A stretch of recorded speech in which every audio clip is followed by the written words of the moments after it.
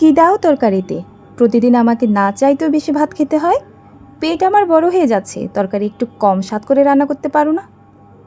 ওমা, এটা আমার হাজব্যান্ড আবার কি বলে? তরকারি আবার কম স্বাদ করে কিভাবে রান্না করব? প্রতিদিন তো সেহরিতে উঠতে হয়, তার জন্য একটু ভালো খাবার না খেলে কি হয়? সারাদিন তো রোজাই রাখবে। তাই ফ্রিজে আমার ছিল ছোট মাছ, একটু বুদ্ধি খাটিয়ে ছোট মাছটা রান্না করলাম একটু ভিন্ন স্টাইলে।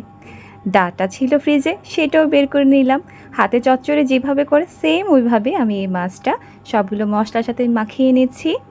খুব সুন্দর করে এটা মাখিয়ে নেওয়ার পর একটু টমেটোটা আলতো হাতে আরেকবার মাখিয়ে নিচ্ছি।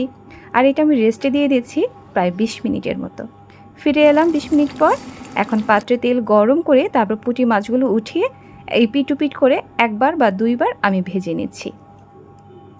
একটু সাবধানের সাথে নাড়তে হবে, না হলে পুঁটি মাছগুলো ভেঙে যাবে।